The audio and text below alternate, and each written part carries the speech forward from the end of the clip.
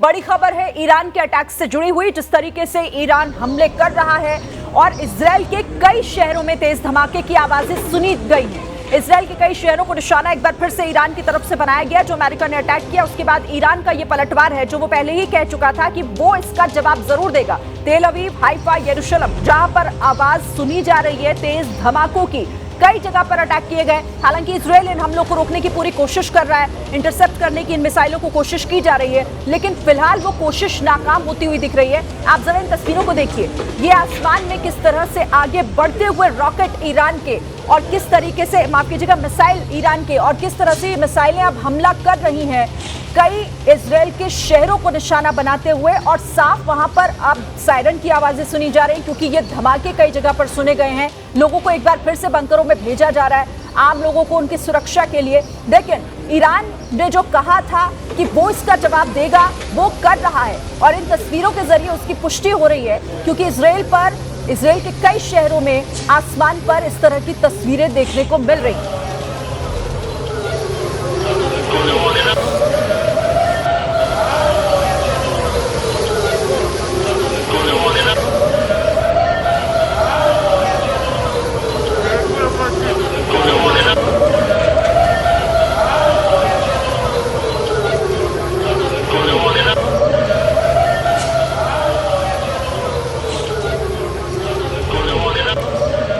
तो सायरन की तेज आवाजें, धमाकों की आवाजें सुनी गई हैं और एक ईरान के हमलों से इजराइल दहला है एक बार फिर से। आशीष, आपको क्या बता रहे हैं आपके सोर्सेस, क्योंकि ईरान ने यही कहा था आपसे थोड़ी देर पहले कि वो इन हमलों का जवाब देगा। तो एक एक कर ये अटैक जो निशाना बनाया जा रहा है इजराइल के शहरों को, ये वही है?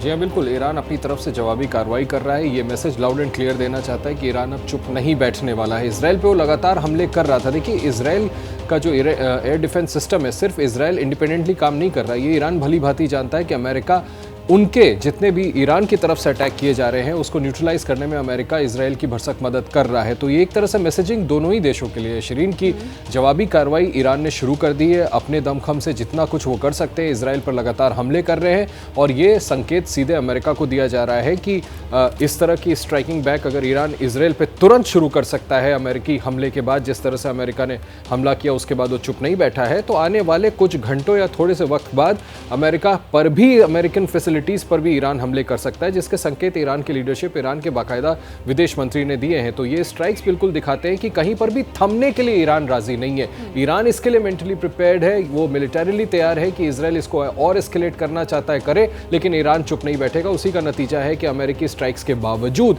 ईरान की तरफ से जवाबी हमले इजराइल पे हो रहे हैं। बिल्कुल, और वो दिखाई दे रहे हैं तस्वीरों के जरिए। आप रहिएगा हमारे साथ। इसी बीच एक और बड़ी खबर भी अपने दर्शकों को बता दें। अमेरिका के हमले पर IAEA का ये बड़ा बयान, ईरान के एटमी ठिकानों पर रेडिएशन नहीं।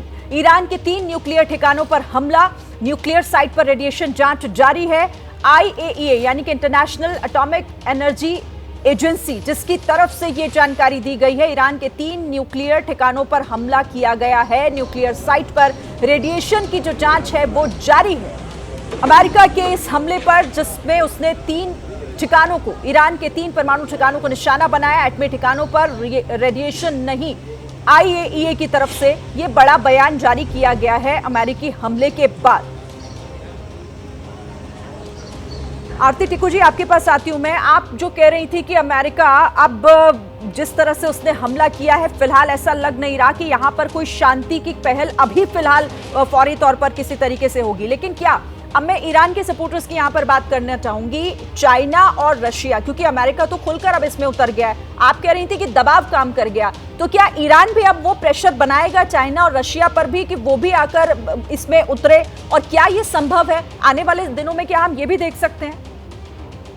देखिए, ईरान का पूरा, अगर आप ट्रैजेक्टरी देखें, इनफैक्ट यूएस का पूरा मिडिल ईस्ट में जो इंटरवेंशंस रहे हैं और डिस्टेबलाइज करने की जितने भी अटेम्प्ट्स थे, रेजीम चेंज के जितने भी अटेम्प्ट्स थे, वो सब ईरान देख चुका है। और अकेले ईरान जो लड़ चुका है इतने अरसे से, प्राइम मिनिस्टर मोसादेक का जो कू करवाया यूएस ने, और उसके बाद शाह को ले आए थे, और फिर हमने देखा कि 1979 में ईरानियन रेवोल्यूशन हुआ। वो सब ईरान का एक लंबा इतिहास है अमेरिकन एम्पायर के साथ लड़ने का। और हमने ये देखा है जब रशिया और चाइना तो अभी हाल में ही इतना बड़ा सुपर पावर हुआ, लेकिन चाइना जब नहीं भी था सुपर पावर तब भी ईरान ने पूरी तरह से अकेले अपने दम पे यूएस एम्पायर के साथ वो लड़े हैं। इनफैक्ट ऐसा कहीं आपको एग्जाम्पल नहीं मिलेगा। बेशक मुल्ला रजीम आया 79 में, और मैं बहुत कोई फैन नहीं हूँ खमेनी की, या उससे पहले जो खमेनी थे, मैं रिलीजियस क्लेरिक्स की थियोक्रेसी को मैं सपोर्ट नहीं करती, लेकिन जो फैक्ट्स जहाँ तक हम मानते हैं, फैक्ट्स ये हैं कि ईरान ने अपने बलबूते मिडिल ईस्ट में, वेस्ट एशिया में अपने बलबूते पे अमेरिकन एम्पायर के साथ लड़ाई की है।